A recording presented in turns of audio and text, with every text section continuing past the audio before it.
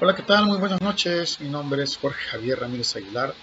Soy estudiante de la Universidad Virtual CNCI en la licenciatura en Derecho y les vengo a presentar mi proyecto integrador de la materia Derecho Civil, Bienes y Sucesiones con el profesor Luis Moreno López.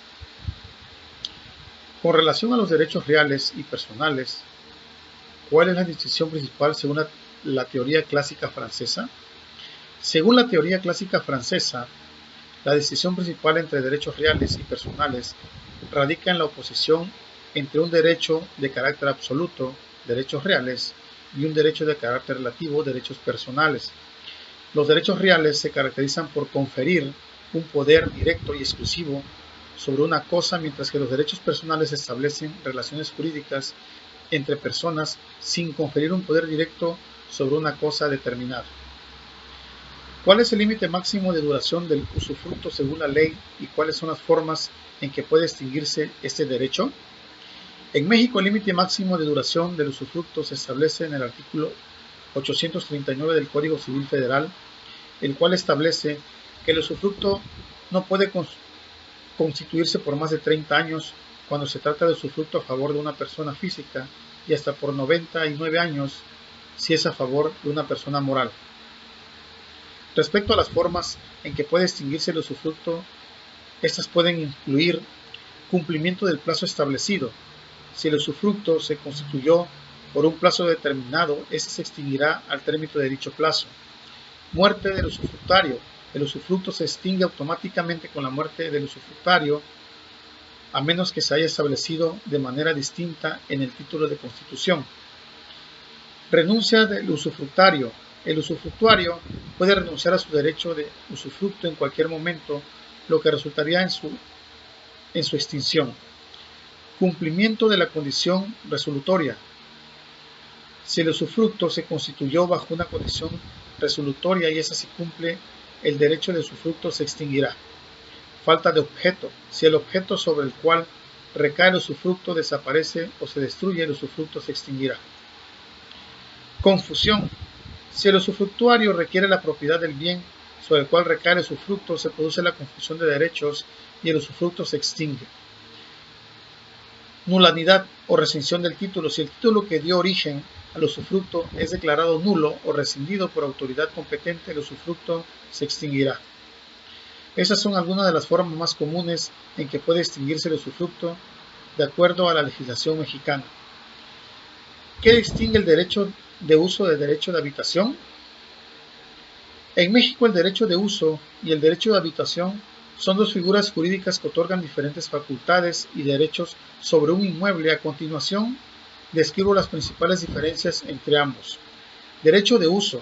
Este derecho otorga a su titular la facultad de utilizar y aprovechar un bien inmueble en los términos establecidos en el título que lo constituye. Se trata de un derecho personal e intransferible que puede tener una duración determinada o indeterminada. Derecho de habitación. Por otro lado, el derecho de habitación confiere a su titular el derecho exclusivo de habitar un inmueble de manera permanente o temporal, pero sin adquirir la propiedad del mismo.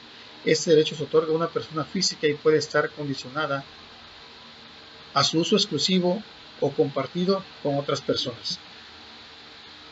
¿Consideras que estos derechos contemplan la situación de las personas que viven en condiciones de precariedad, desalojo o discriminación en las ciudades?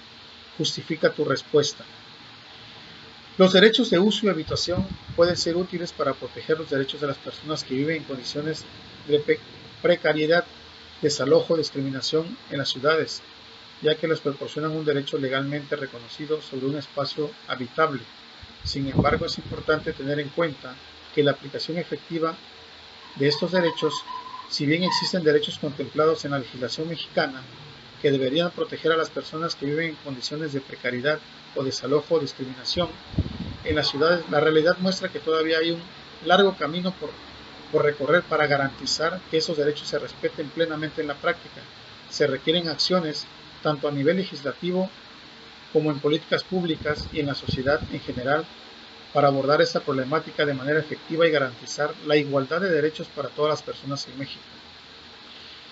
¿Crees que sea necesaria alguna modificación o creación de leyes para equilibrar la desigualdad que se vive en el tema de la vivienda? Justifica tu respuesta. Si es necesario considerar modificaciones o creaciones de leyes para equilibrar la desigualdad en el acceso a la vivienda. Las leyes deben garantizar el derecho a una vivienda adecuada y accesible para todos, especialmente para aquellos que se encuentran en situaciones de precariedad o vulnerabilidad. Esto puede implicar medidas como la regulación de los precios de alquiler, la promoción de la vivienda social, la protección contra desalojos injustos y la implementación de políticas de inclusión urbana.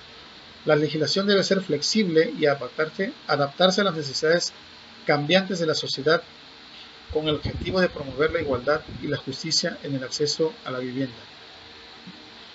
Esto fue todo de mi proyecto integrador en la materia Derecho Civil, Bienes Sucesorios del profesor Luis Moreno López.